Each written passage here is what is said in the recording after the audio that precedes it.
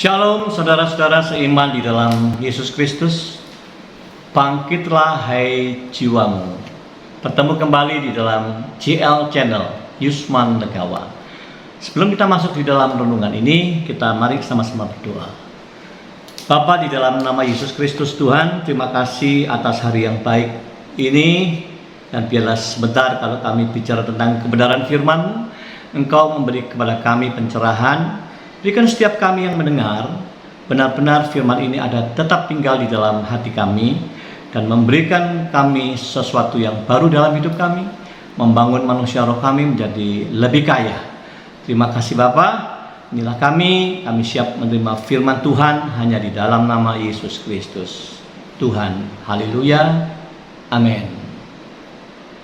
Saudara, kita akan bicara hari ini juga hal yang lagi viral, ya, tentang keadaan zaman, tentang perkembangan dunia teknologi yang kita tahu tentu ada pengaruh di dalam kehidupan orang-orang percaya. Oleh sebab itu kita akan melihat di dalam Matius 16 ayat 2 dan 3. Tetapi jawab Yesus, pada petang hari karena langit merah, kamu berkata hari ini akan cerah. Dan pada pagi hari karena langit merah dan redup, kamu berkata hari buruk. Rupa langit kamu tahu membedakannya, tetapi tanda-tanda zaman tidak. Mari saudara, kita sekarang belajar melihat hal-hal apa yang bisa kita tandai bahwa inilah perubahan-perubahan yang akan membawa ke arah mana kehidupan kita ini, khususnya orang-orang percaya, ya, orang-orang yang beriman Kristus. Saudara pernah mendengar hari ini apa yang disebut dengan teknologi metaverse, ya, dunia metaverse. Ini digagas oleh orang yang namanya Mark Zuckerberg, ya. Dia CEO daripada Meta Platform Incorporation. Jadi Facebook berubah nama menjadi Meta Platform, yang akan membawai Facebook, WhatsApp, dan Instagram. Nah, metaverse ini memang teknologi yang sedang berjalan dan akan masuk dalam penyempurnaan. Orang-orang mengatakan ini mungkin akan kita nikmati dalam 5-10 tahun ke depan, ya. Artinya kalau saya berhitung pun saya akan masih mengikuti zaman itu. Terutama anak-anak kita pasti mengikuti zaman ini, ya. Nah, metaverse, apa yang terjadi dengan metaverse? Ini dunia baru. Meta itu di luar, verse ini alam semesta. Artinya kita akan digiring masuk di luar alam semesta, ya. Metaverse. Nah, ringkasnya begini supaya kita bisa mengerti dengan baik, ya. Metaverse ini bicara dunia internet dengan 3 dimensi. Saudara, kalau hari ini kita mengenal ada ibadah offline, lalu masuk dalam ibadah online, ya. Sekarang di seluruh dunia ibadah online di mana-mana, ya. Ini saya sebut memang masa transformasi, ini perubahan dari offline. Sekali lagi mereka menggiring masuk online. Kalau pemerintah mengizinkan pun, online tetap berjalan, dua-duanya jalan. Nggak mungkin online hilang, tidak mungkin. Ya, ini sudah perubahan. Kalau online berarti kita ini bicara, melihat di depan layar, entah itu dalam bentuk ibadah atau perayaan apapun, ya. Jadi kita ini menonton di layar. Ini online. Nah, sedangkan dunia metaverse, kita bukan dibiarkan nonton di luar, tetapi saudara dan saya ini diajak masuk ke dalam peristiwa itu, ya. Jadi kita ini diproyeksikan, makhluk manusia ini, Yusman gitu, ini diproyeksikan masuk di dalam peristiwa yang ada di dalam layar itu, dalam bentuk hologram. Jadi kita akan bertemu di dunia maya, di dunia digital, tapi yang terasa sempurna seperti keberadaan kita hari-hari ini di dunia nyata ini, ya. Nah, di tempat itu saudara bisa ketemu dengan berbagai rekan. Misalnya, ya, saya ada di Surabaya, Teman saya ada di Amerika, di New York, tapi satu teman ada di Paris, satu di Inggris. Kita sepakat akan ketemu di ibadah di dalam dunia metaverse. Maka kita akan bertemu ya dalam proyeksi bentuk hologram. Saya mewakili Yusman, teman mewakili dari New York, satu dari Eropa, ketemu di dunia itu. Nah, kita ini punya kebersamaan di tempat itu, jadi ada komunitas. Bisa berbicara sendau-gurau, bisa bicara, bisa perkara-perkara serius kita bisa bahas di sana. Pokoknya ini membawa alam nyata yang hari ini kita ada real ini akan dibawa kepada dunia real yang lain. Gitu. Nah, apakah ini sudah ada? Ini sudah berlangsung, saudara, dunia metaverse ini. Di mana perusahaan-perusahaan besar itu sudah investasi, mereka beli lahan, beli tanah di dunia digital itu. Aneh ya, aneh memangnya. Bagi kita menjadi aneh. Tapi namanya kemajuan teknologi, ya nggak aneh. Ya, manusia semakin lama semakin hebat, memang. Sebab saudara dan saya ingat ya, kita ini diciptakan oleh Tuhan serupa dan segambar dengan Tuhan. Artinya kalau serupa dan segambar, kita ini bukan makhluk bodoh. Bukan makhluk yang tidak punya kapasitas apa-apa, tapi kita punya kapasitas ya, yang hebat manusia itu. Nah, apakah salah dengan penemuan metaverse? Nggak salah, saudara, ya. Sebab teknologi yang baik tentu ada maksudnya, ada hal-hal yang bisa berguna bagi manusia. Tapi yang kita mau bicara, yang kita mau antisipasi ini sisi lain yang membahayakan, kan begitu? Ya, sebagai orang percaya. Nah, dunia metaverse ini sedang berjalan. Nanti kalau orang-orang, misalnya ya, saya ini punya duit, tapi saya tidak mau mengadakan tur perjalanan yang jauh-jauh, memakan waktu yang lama, saya nggak mau. Tapi saya ingin, maka saya masuk di dalam dunia metaverse ini, di alam digital ini. Saya masuk di sana, saya akan menghadapi suatu alam yang real di situ, ya, seperti benar-benar aslinya, gitu. Makanya hari ini kan Mark Zuckerberg ini lagi menyempurnakan dunia metaverse ini. Ya, sampai menjadi sempurna, semirip mungkin begitu. Maka ini jadi pertanyaan pertama, apakah ini mempengaruhi dalam dunia rohani? Ya, dunia gereja, apakah ini mempengaruhi ibadah-ibadah? Saya bilang pasti mempengaruhi. Kita menghindari kan nggak bisa. Bagaimana menghindari zaman seperti ini? Nggak bisa. Tapi kita antisipasi. Kita akan mengerti akan lari kemana. Ya. Pasti kita akan melewati ini. Kita mau berkelit nggak bisa, saudara. Ya. Ini dunia. Dan ini akan menjadi kebutuhan. Ya. Mari cerdik sekali lagi dalam perkara ini. Ini kita bicara dunia metaverse. Tidak ada yang salah. Jangan menghakimi dunia teknologinya. Ya. Sebab saya mengerti Marx ini juga menciptakan ini tujuannya untuk for a better living daripada manusia. Jadi dia ingin menciptakan suatu kehidupan yang lebih baik, bukan lebih buruk. Ya, nah ini kita baru bicara tentang metaverse. Metaverse belum genap kita paham selesai tahu. Udah muncul pemikiran baru lagi dari dunia teknologi yang disebut dengan Neuralink. Ya. Neuralink, sebuah perusahaan neuroteknologi Amerika yang dimotori oleh Elon Musk dan kawan-kawan. Ya, tentu saudara tahu ya Elon Musk. Elon Musk dan kawan-kawan dengan tujuan mengembangkan antarmuka otak dan komputer yang terimplantasi. Pikir sejenak. Antara otak manusia bertatap muka dengan komputer yang diimplantasi di otak manusia.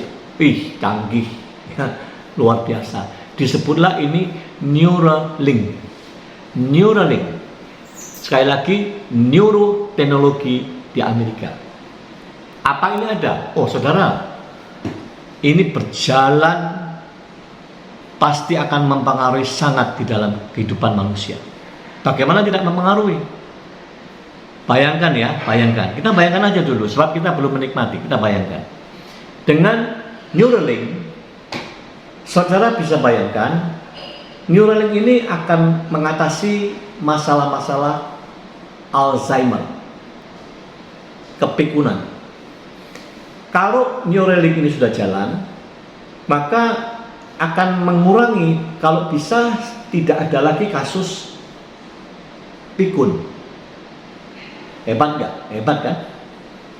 Yang kedua, ini juga akan mengatasi orang-orang yang lumpuh, yang butuh kursi roda. Jadi maksud daripada Neuralink ini utamanya untuk pengobatan manusia.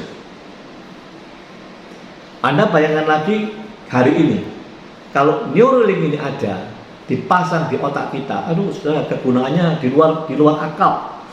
Contoh ya, kita bayangkan kita ini orang Indonesia, hanya bisa bahasa Indonesia. Tapi kita ingin pergi ke Dubai, di Dubai bahasa Arab, ya. Kita nggak bisa komunikasi. Atau kita ingin ke Cina, bahasa Cina, kita nggak mahir bahasa Cina, nggak bisa komunikasi. Tapi kalau ada Neuralink diimplan di dalam otak saudara, ya, itu bentuknya, katanya sih bentuknya chip yang sangat kecil, ya, sangat kecil, ada serat-serat benang, katanya 1/20 daripada rambut, ya. Kecil sekali. Itu dipasang di otak. Maka begitu itu dipasang, dengan teknologi ini kita berangkat ke Cina atau ke Dubai tadi, kita bisa mengerti pada waktu mereka komunikasi bahasa Arab, kita tahu, paham. Satunya bahasa Cina, bahasa Mandarin, kita paham. Kita bisa berkomunikasi, seolah-olah kita menguasai bahasa itu. Pertanyaannya, ini positif atau negatif bagi manusia? Ini positif bagi kehidupan manusia. Ya, Neuralink ini juga saudara tidak perlu lagi instruksi menggunakan tangan saudara. Kita pakai gadget, tekan-tekan tombol, nggak perlu. Kita lihat TV pakai tombol, kita komputer, laptop pakai tombol, tangan ikut bergerak, bekerja, nggak perlu. Kita cukup diam aja. Kita diam, kita perintahkan lewat otak kita, maka laptop itu bisa nyala. Kita mau browsing bergerak kemana, itu bergerak sendiri atas perintah otak. Hebat nggak saudara? Hebat kan? Hebat sekali. Jadi semua ini dikontrol hanya oleh otak. Manusia ini kan pusatnya di otak. Kalau nggak ada otak kan selesai. Ya, bayangin, hanya otak yang bisa mengontrol semuanya. Tentang tadi kehidupan berbahasa, ya, Anda bisa kemana-mana itu, ya. Saya bayangkan saudara, kalau Metaverse gabung bersama-sama dengan Neuralink ini, waduh, manusia ini super hebat, ya. Tapi jangan kaget lah, memang di Alkitab, di kitab Daniel sudah ditulis, manusia pada akhir zaman itu semakin meningkat kepandaiannya, ya. Pengetahuan bertambah, semakin hebat, gitu loh, ya. Jadi mari jangan menjadi orang yang gampang terkaget-kaget dan terheran-heran. Caranya gimana? Waspada. Kedua, kita tahu, ya. Ya, paling tidak tahu lah. Sebelum mengenal kita tahu dulu. Ya, jadi tidak kaget.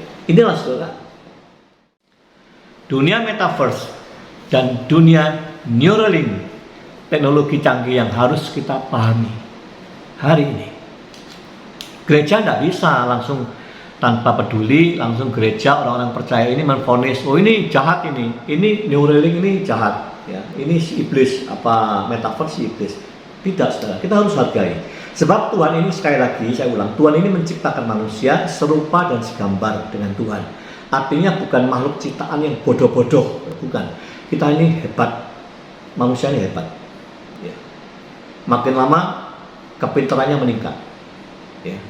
Jadi kalau ada teknologi seperti ini sekali lagi untuk a better living, untuk kehidupan manusia yang lebih baik, ya. Makanya kita harus ikuti hal-hal baik apa. Saudara bisa menghindari, sekali lagi tak bisa menghindari. Orang percaya, orang gereja bisa menghindari, tidak bisa hindari. Tapi kita harus cerdik bagaimana memasuki dunia ini. Termasuk gereja, bagaimana kita memasuki dunia ini. Ya, tidak berpikiran negatif, tapi yang kita antisipasi ada bahaya apa ya kira-kira di dalam dunia begini ini. Saya mengatakan ini bentuk yang disebut life engineering, yaitu rekayasa kehidupan manusia. Ini merekayasa kehidupan manusia. dibuat sedemikian rupa sehingga manusia ini kan jadi berubah gitu loh hidupnya, ya. Kita cukup diam di sini tapi bisa melanglang buana kemana seluruh dunia. Kita diam di rumah tapi bisa melanglang, bisa bekerja di seluruh dunia. Kepikir nggak dulu? Nggak kepikir, ya. Kita dengan berdiam diri kita bisa perintah otak. Kita bisa ngatur di mana dunia internet, di mana laptop saudara, gadget saudara, kita cukup pakai otak, semuanya bisa beroperasi. Hebatnya bukan main. Ya. Nah, kita antisipasi life engineering ini bisa membawa kemana? Menurut saya, ya, kan boleh kan? Saya ini berpendapat, menurut saya ini berbahaya. Ya, ini sisi buruknya ya. Kalau sisi baik pasti ada. Sisi buruknya, kita kalau tidak waspada ini berbahaya. Bahayanya begini loh. Ini kan pengontrolan otak. Manusia itu ada otaknya, bisa bergerak, bisa bermanfaat. Nggak ada otaknya nggak ada, selesai. Ya. Yang dikuasai ini otak. Otak akan dikendalikan oleh satu orang nanti seluruh dunia. Bayangin saudara. Artinya apa? Privacy itu kita kehilangan. Semua under control. Bukan under kontrolnya Tuhan ini. Ini manusia mau kontrol, gitu. Canggih kan? Canggih lewat teknologi. Nah, disinilah iblis bisa bekerja, gitu ya. Nah, kita waspada dulu. Jadi berguna, saya katakan berguna. Banyak gunanya. Tapi juga bahayanya besar, ya. Sebab apa? Yang dikontrol adalah otak manusia. Seperti laptop nanti kita dikontrol pakai remote. Dan yang saya berpikir khawatir begini, karena otak ini dikontrol, kan yang mengontrol pusat, pemilik bisnis ini kan, yang di pusat ini. Kalau dia kontrol suatu hari, ya kita tidak berharap yang mengontrol ini menjadi orang yang otaknya ditumpangi iblis ya. Kalau mengarah nanti pengontrolan otak itu, dia bisa mendelete. Kan sudah di dalam chip toh yang diimplan. Didelete tentang apa? Tentang agama aja. Tentang iman kekristenan didelete. Engkau sudah jadi makhluk bodoh tentang agama. Didelete tentang kehidupan keluarga. Kita jadi bodoh tentang keluarga. Bahaya nggak saudara? Ya. Nah ini boleh saya ini memikirkan seperti itu. Sebab kita kan harus memikirkan, nggak bisa masa bodoh. Kalau nggak kaget kita. Jadi yang bahaya ini kalau sampai nanti pendilitan otak, file-file apa yang di-delete tentang iman Kristen, cilaka lagi lah. Tentang kebenaran firman-firman, aduh gawat. Ini seperti orang yang di-reset otaknya. No, tinggal pusatlah itu yang bisa mengisi otak ini. Ya, itu kan diisi memori baru, diisi pengetahuan baru. Jadi ada file yang baru. Bahaya lain apa yang saya pikirkan? Begini, orang kalau sudah hebat, saya penguasaan bahasa bisa seluruh dunia, kemana-mana bisa komunikasi, hebat kan? Hebat. Semua bisa dikerjakan dengan apa saja tanpa saya repot, saya cukup di tempat. Bahaya apa yang bisa muncul? Saudara akan menjadi manusia yang sombong. Dalam arti kita tidak membutuhkan Tuhan. Semakin lama semakin gak butuh Tuhan. Buat apa? Soalnya kehidupan manusia bisa menguasai semua,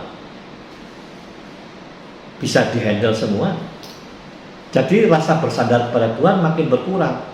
Dengan bahasa lain, iman itu akan semakin rontok, iman itu semakin hilang. Maka itulah Tuhan itu di dalam firman-Nya mengatakan kalau dia datang kembali ke dunia, masih adakah iman itu?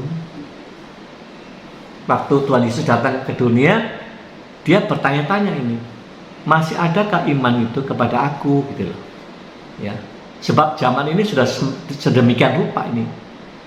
Iman itu ada nggak, gitu saudara? Ya, mari sekali lagi kita juga memperhatikan siapa musuh di balik kita ini. Ya, ini supaya kita ingat, musuh kita ini siapa? Tentu wujudnya adalah roh yang tidak kelihatan. Berasal dari para malaikat yang hebat-hebat dulu. Mereka memberontak, mereka pergi. Nah, pemimpin utamanya oleh Tuhan, dia masih diberangus masuk di dalam penjara yang namanya Tartarus. Dia belum keluar. Yang ada di bumi ini adalah pasukan-pasukan kerucu, anak buahnya, ya. Tapi pentolannya masih di Tartarus. Alkitab mencatat dia akan dilepaskan pada saat kesusahan zaman nanti. Bayangin saudara, kalau yang keluar kepalanya, apa yang terjadi? Oleh sebab itu, kita kembali diingatkan, memang kita harus berjaga-jaga dan sadar, ya, sebab iblis itu kan keliling mencari orang yang bisa dimakan. Ya, siapa yang bisa dimakan? Yang tidak waspada. Maka itu firman katakan, lawanlah dia dengan iman yang teguh. Kita suruh melawan. Sebab kamu tahu bahwa semua saudaramu di seluruh dunia itu juga menanggung persoalan penderitaan yang sama. Kita harus melawan dengan iman. Itu yang utama. Tuhan ingatkan kita semua. Ya. Jadi gimana Pak? Yang harus kita kerjakan ke depan ini mengantisipasi teknologi yang modern ini. Gak usah pusing saudara. 2 Timotius 3 ayat 15 itu sudah mengajar saudara dan saya. Saya bacakan. Ingatlah juga bahwa dari kecil engkau sudah mengenal kitab suci yang dapat memberi hikmat kepadamu dan menuntun engkau kepada keselamatan oleh iman kepada Kristus. Ayat ini langsung kita bisa telusuri. Oh, memang dari semula kita itu tidak boleh lepas dari firman Tuhan, Alkitab. Sebab firman itu memberikan hikmat. Hikmat itu pemikiran-pemikiran Tuhan. Maaf, bukan hikmat dunia ya. Bukan hikmat kehebatannya manusia, bukan. Ya, bukan saya katakan kalau hikmat dunia itu semuanya jelek, tidak. Tapi yang kita butuhkan itu hikmat Tuhan. Nah, Alkitab itu memberi hikmat kepada saudara dan saya. Dan menuntun, tidak cuma memberi, tapi dia menuntun kepada apa? Keselamatan. Keselamatan karena iman kepada Kristus. Nah, putar-putarnya kembali kepada iman lagi, ya. Tetapi sumbernya dari mana? Firman. Oleh sebab itu landasan orang percaya itu harus hidup berdasarkan firman, bukan yang lain. Kalau yang lain kita rapuh. Saudara, Yakobus 1 ayat 5. Apabila di antara kamu ada yang kekurangan hikmat, kalau saudara merasa kurang hikmat, hendaklah ia meminta kepada Allah. Jadi kita disuruh minta kepada Tuhan yang memberikan kepada semua orang dengan murah hati dan dengan tidak membangkit-bangkitkan, maka hal itu akan diberikan kepadamu. Gampang sekali Alkitab mengajar. Kalau kurang hikmat, ya larinya kepada Tuhan. Tuhan, aku butuh hikmat-Mu, aku perlu hikmat-Mu. Bagaimana itu hikmat muncul? Kalau engkau tidak pernah baca Alkitab. Nah, kalau engkau tidak dekat dengan firman Tuhan, bagaimana ada hikmat itu? Tentu nggak ada. Ya, yang ada adalah kebingungan. Yang baca aja masih kadang-kadang kebingungan, apalagi yang nggak pernah baca. Ya. Berikutnya kita baca 1 Korintus 3 ayat 19-20. Karena hikmat dunia adalah kebodohan di mata Allah. Perhatikan, jangan sok sombong, jangan sok bangga diri. Engkau yang punya hikmat dunia, punya pengalaman hebat masa lalu, engkau pinter, engkau dipuji orang, dihargai orang. Hati-hati. Selama itu hikmat dunia, Tuhan katakan adalah kebodohan bagi Allah. Sebab ada tertulis, ia menangkap orang yang berhikmat dalam kecerdikannya. Dan di tempat lain Tuhan mengetahui rancangan-rancangan orang berhikmat. Sesungguhnya semuanya sia-sia belaka. Jadi kalau engkau hanya modal hikmat dunia, sehebat apapun, sepinter apapun, ujungnya sesungguhnya semuanya itu sia-sia. Nah, saudara, ini memang sulit kalau kita tidak memahami serius, kita tidak punya keinginan untuk serius, ya. Sulit. Akhirnya manusia hidup di bumi ini ya untuk sebatas apa? Sejauh apa? Hikmat dunia saja. Kalau tadi kita bicara metaverse, bicara Neuralink, ya, neuroteknologi. Ini kan kecanggihan manusia yang luar biasa, ya. Ini hikmat dunia yang terus berkembang. Manusia hebat. Tapi kalau dia tanpa Tuhan, maka ya ujungnya semuanya sia-sia. Nggak ada guna, gitu. Ya. Satu ayat lagi, Kolose 2 ayat 3. Sebab di dalam Dialah tersembunyi segala harta hikmat dan pengetahuan. Di dalam Yesus Kristuslah tersembunyi segala harta hikmat dan pengetahuan. Maaf saudara, apa yang lebih lagi dari itu? Tidak ada. Di dalam Kristus tersembunyi segala harta hikmat dan pengetahuan. Dan itu yang saudara dan saya butuhkan hari-hari ini. Sebab sekali lagi saudara, kita pun hari ini tidak tahu sampai nanti sejauh mana itu metaverse dan Neuralink itu bergerak, ya. Sejauh mana nggak tahu. Ini kan baru permulaan di awal-awal ini, ya. Tetapi mari antisipasi cerdik supaya kita tidak menjadi orang Kristen yang kagetan dan gampang terheran-heran. Tapi kita mengerti dari jauh bahwa kita akan melewati masa-masa seperti itu. Sekali lagi apa yang dibutuhkan? Milikilah hikmat Tuhan untuk memasuki dunia yang seperti ini. Sehingga apa? Kita tidak terjebak di dalam kejahatan si iblis. Tidak terjebak sisi-sisi buruk, sisi-sisi negatif daripada teknologi yang jauh berkembang luar biasa ini. Mari kita berdoa. Demikianlah firman Tuhan yang sudah kami dengar. Kami bersyukur Tuhan kalau hari ini kami boleh tahu, kami boleh mendengar arah perkembangan zaman, sehingga kami menjadi orang-orang Kristen, orang-orang percaya yang tidak masa bodoh. Kami juga menjadi anak-anak Tuhan yang tidak gampang menghakimi. Mereka yang sudah berkontribusi mengembangkan teknologi, kami tidak menghakimi bahwa itu jahat. Tetapi kami harus cerdik, kami tahu bahwa tentu di sisi-sisi perkembangan hal-hal duniawi ini ada sisi-sisi bahaya yang mengancam kehidupan. Oleh sebab itu kami harus antisipasi ini. Dan Roh Kudus menyangkutkan kami, memberi kami pengertian, menuntun kami, mengiringi perjalanan kami. Sebab itu apapun boleh terjadi. Perkembangan teknologi boleh terjadi setelah metaverse, setelah Neuralink akan lebih hebat lagi ke depan, boleh terjadi. Itu memang perkembangan zaman, tapi satu perkara, iman dan hikmat Tuhan itulah yang tetap harus ada dalam hidup orang percaya. Sebab itu Bapa sekali lagi, beri hikmat kepada kami dan juga jemaat-Mu yang mendengarkan kebenaran ini, berikan mereka hikmat surgawi. Biarlah mereka yang masih hidup di dunia ini bukan hanya mengandalkan kemampuan hikmat manusia, hikmat duniawi, tapi jauh lebih penting, lebih sempurna adalah hikmat Tuhan. Terima kasih Bapa, di dalam nama Yesus kami ucap syukur, haleluya, amin. Demikian saudara firman Tuhan. Biarlah kebenaran ini kembali memperkaya manusia roh kami, dan kita akan bertemu kembali minggu depan, tentu di dalam tema yang berbeda. Tuhan memberkati.